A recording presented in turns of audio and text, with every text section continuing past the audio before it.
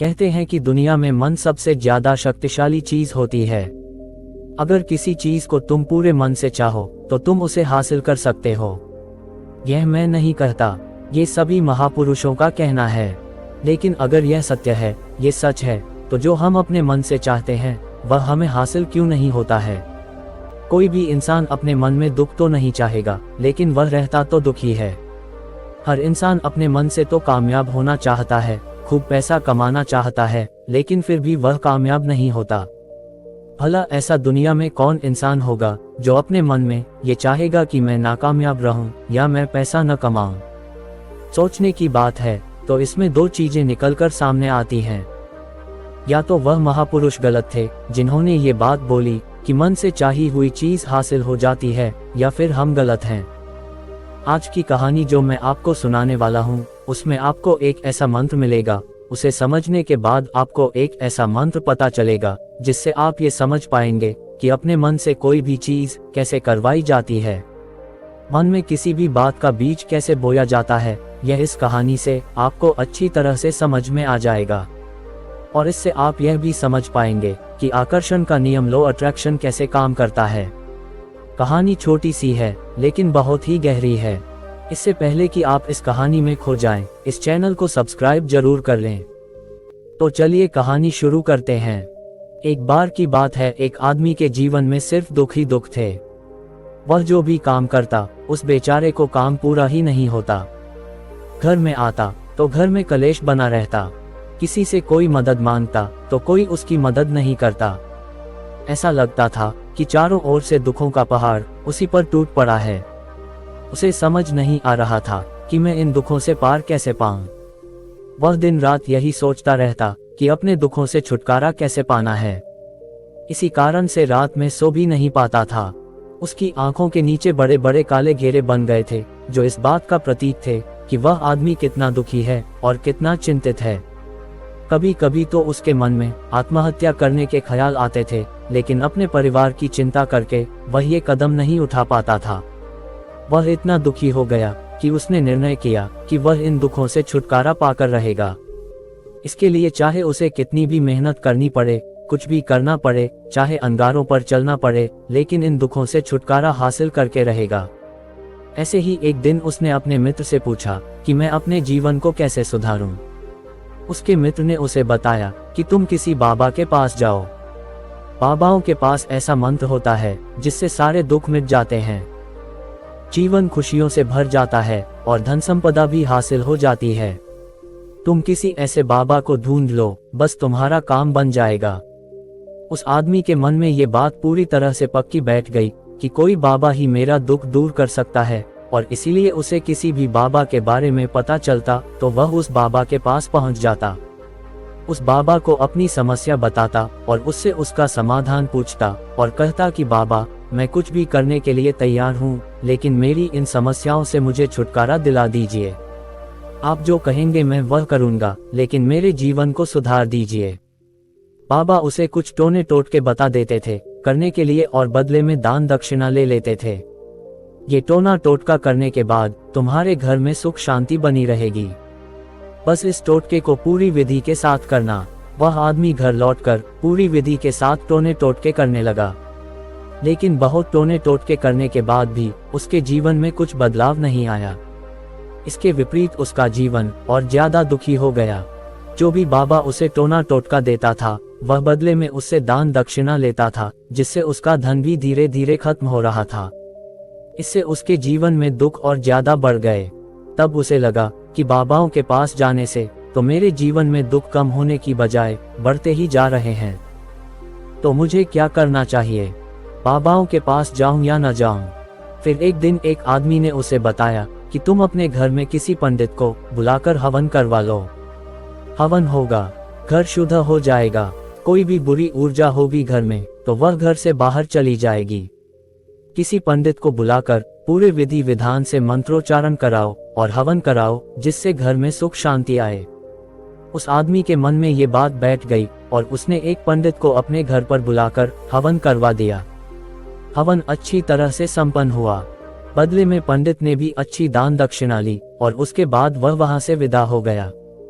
लेकिन कुछ दिनों के बाद उस आदमी को महसूस हुआ कि उसके जीवन में अब भी कोई बड़ा ढलाव नहीं आया है। अब आदमी पूरी तरह से दुखी हो गया और ज्यादा परेशान हो गया। अब तो उसे लगने लगा था कि मेरे जीवन में से दुख कभी खत्म ही नहीं होंगे, और यही सोच सोचकर उस आदमी का बुरा हाल हो गया था। फिर एक दिन उसे अपने मित्र से एक ऐसे बाबा के बारे में पता चला जो समाधान बताने के लिए कोई दान दक्षिणा नहीं लेता था। उस आदमी को लगा कि ये बाबा दूसरे बाबाओं की तरह नहीं हो सकता, क्योंकि यह दान दक्षिणा तो लेता ही नहीं, और अगर दान दक्षिणा नहीं लेता तो सच में कोई सीधा बाबा होगा। और यही सोचकर वह उस बाबा के पास पहुंच जाता है। जब वह आदमी वहां पर पहुंचता है तो वह बाबा ध्यान में बैठे हुए थे। ये देखकर वह आदमी वहीं पर चुपचाप बैठकर ध्यान से बाहर आने का उनका इंतजार करने लगा। थोड़ी देर बाद बाबा ने आंखें खोली तो सामने एक दुखी और परेशान युवक को बैठे देखा। वह उसकी आंखों के नीचे काले घेरे देखते ही समझ गया कि यह आदमी अपने जीवन से कितना परेशान है। उसे संबोधित करते हुए बाबा ने पूछा कि बच्चा, क्या चाहते हो? बाबा के पास क्या लेने आए हो? उस आदमी ने कहा कि बाबा, मैं अपने जीवन से बहुत परेशान हूँ। मैंने इन दुखों को दूर करने के लिए बहुत सारे रास्ते अपनाए, हर वह तरकीब करके देखी जो किसी बाबा ने मुझे बताई, हर वह काम किया जो किसी भी इंसान ने मुझसे करने को कहा, लेकिन मेरे जीवन में दुखों में कोई कमी नहीं आई। बाबा, इसके विपरीत मेरे जीवन में दुखों में बढ़ोतरी हो गई। मुझे समझ नहीं आ रहा है कि मैं क्या करूं। कभी कभी तो मैं आत्महत्या करने की सोचता हूं, लेकिन अपने परिवार की सोचकर मैं ये कदम नहीं उठा पाता। मैंने आपके बारे में बहुत सुना है बाबा, और मैं बहुत उम्मीद के साथ आपके पास आया हूं। कृपया करके मुझे कोई ऐसा मार्ग बताएं जिससे मुझे अपने दुखों से छुटकारा मिल जाए। मैं अपने दुखों से छुटकारा पाने के लिए कुछ भी करने को तैयार हूँ। आप मुझे कोई भी रास्ता बताएं, चाहे रास्ता कितना भी कठिन क्यों ना हो, मैं उसको पार करके रहूंगा। बाबा ने महसूस किया कि आदमी तो सच में बहुत परेशान है। बाबा ने उसकी बात सुनकर कहा कि बच्चा, दुखों को दूर करने के लिए मंत्र ऐसे ही नहीं मिलते। मंत्र पाने के लिए कुछ करना पड़ता है। तुम कुछ कर सकते हो। ये सुनकर पहले तो उस आदमी ने सोचा कि ये बाबा भी मुझसे दान दक्षिणा ही मांगेंगे, लेकिन और कोई रास्ता न पाकर उस आदमी ने कहा कि बाबा, आपको जितनी भी दान दक्षिणा चाहिए मैं देने के लिए तैयार हूँ, लेकिन आपका मंत्र सच्चा होना चाहिए, वह पूरा होना चाहिए, उसका फल मुझे मिलना चाहिए। उसके बाद आपको जो भी दान दक्षिणा लेना चाहते हो वह दे दूंगा। बाबा ने कहा कि दान दक्षिणा तो बहुत छोटी सी चीज है, मुझे वह नहीं चाहिए। इस पर वह आदमी सोच विचार करके बोला, तो बाबा, मैं अंगारों पर चलने के लिए तैयार हूँ, आप मुझे बस आज्ञा दीजिए। बाबा ने कहा कि अंगारों पर चलने वाली छोटी चीज मैं तुमसे नहीं कराने वाला। मैं जो तुमसे कराने वाला हूँ वह बहुत कठिन मंत्र है, उसे पूरा कर पाओगे? बच्चा ने कहा कि बाबा, आप मुझे बताइए तो सही, मुझे करना क्या होगा? मैं कुछ भी करने को तैयार हूँ। इस पर बाबा ने उसे कहा कि यहाँ से जब तुम अपने घर जाओ तो रास्ते में अपने मन में ये दोहराते जाना कि मैं सुखी हूँ, मैं सुखी हूँ, मैं सुखी हूँ। बार बार अपने मन में यही दोहराना, और याद रहे जुबान पर यह नहीं आना चाहिए, ये सिर्फ मन में दोहराना है। ये सुनकर वह आदमी बोला, बाबा, बस इतनी सी बात, ये तो मैं चुटकी बजाकर कर लूंगा, लेकिन इससे होगा क्या? बाबा बोले कि इस मंत्र को करके देखो। वैसे भी तुमने इतने बाबाओं के मंत्र किए हैं, तो इस मंत्र को भी करके देख लो। उस आदमी ने सोचा कि बाबा कुछ दान दक्षिणा तो ले नहीं रहे, और छोटा सा मंत्र है, इसे तो मैं कर ही लूंगा। वह बोला, ठीक है बाबा, मैं यह मंत्र जरूर करूंगा। वह आदमी ये कहकर वहां से उठकर चलने लगा, लेकिन जैसे ही वह चलने लगा, पीछे से बाबा ने बोला कि बच्चा, एक बात याद रखना, जब तुम यह मंत्र अपने मन में दोहराओ तो तुम्हारे मन में बंदर के विचार नहीं आने चाहिए, बंदर का ख्याल भी नहीं आना चाहिए, तो ये मंत्र सिद्ध होगा। वह आदमी बोला, मुझे तो आज तक बंदर का कोई विचार नहीं आया, तो अब क्यों आएगा? आप चिंता मत करिए बाबा, मैं बस मन में यही दोहराऊंगा कि मैं सुखी हूँ, मैं सुखी हूँ। इसके अलावा बंदर का कोई विचार मेरे मन में नहीं आएगा।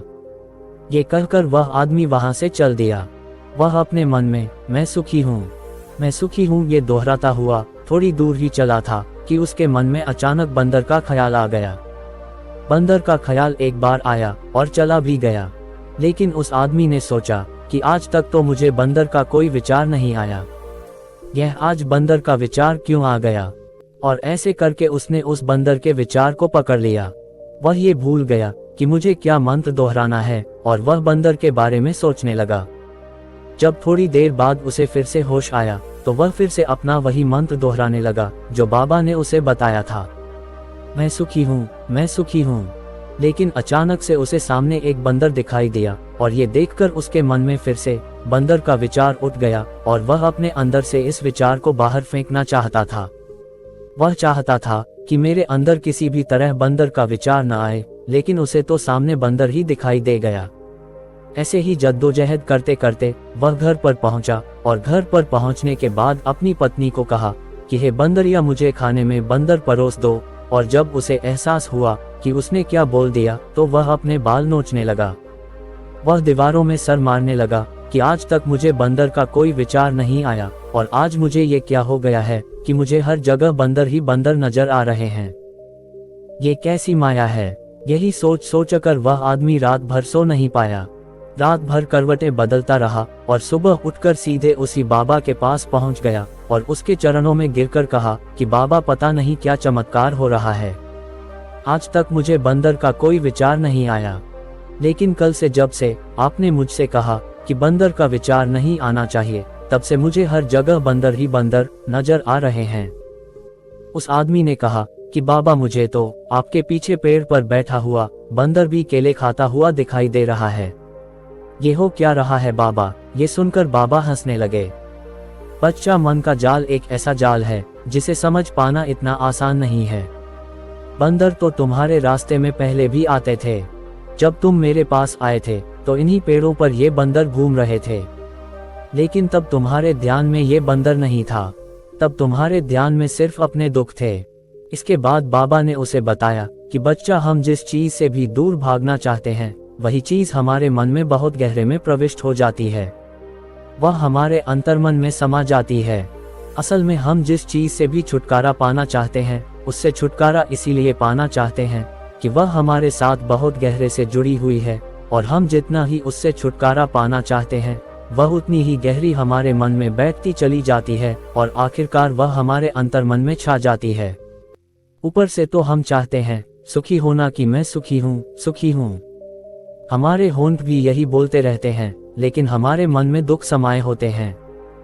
हमारे विचारों में, हमारे मन में हमें दुख ही दुख दिखाई देते हैं। इसीलिए अपनी जुबान से बार बार यह बोलने से कि मैं सुखी हूँ, मैं सुखी हूँ, हम सुखी नहीं होंगे जब तक यह मंत्र हमारे अंतर्मन में प्रविष्ट नहीं होगा। इस पर साध्वी ने पूछा कि बाबा, लेकिन यह मंत्र हमारे अंतर्मन में प्रविष्ट कैसे होगा। ये सुनकर बाबा ने कहा कि बच्चा, अपने दुखों से लड़ना बंद कर दो। जब तक तुम अपने दुखों को दूर करने की सोचते रहोगे तब तक वह दुख तुमसे चिपके रहेंगे, तब तक वह दुख तुम्हारे अंतर्मन पर अपना राज जमाए बैठे रहेंगे। और जिस दिन तुम उन दुखों के बारे में सोचना ही छोड़ दोगे, उन दुखों से छुटकारा ही नहीं पाना चाहोगे, उसी दिन से तुम्हारी जिंदगी से दुख गायब हो जाएंगे। क्योंकि किसी भी चीज से छुटकारा पाने के लिए हमें उस चीज के बारे में सोचना पड़ता है, और हम जितना ही उस चीज के बारे में सोचते हैं वह उतनी ही गहरी हमारे मन में प्रविष्ट होती चली जाती है। हम अधिकतर समय दुखों के बारे में ही सोचते हैं। हम यही सोचते हैं कि हमारे जीवन में दुख है और हमें इससे छुटकारा पाना है। इसी वजह से बार बार सोचने से वह दुख हमारे अंतर्मन में प्रविष्ट हो जाते हैं और हमें एहसास भी नहीं होता। इसीलिए अगर तुम दुखों से छुटकारा पाना चाहते हो तो दुखों से छुटकारा पाने के बारे में सोचना छोड़ दो, तुम्हें दुखों से छुटकारा मिल जाएगा।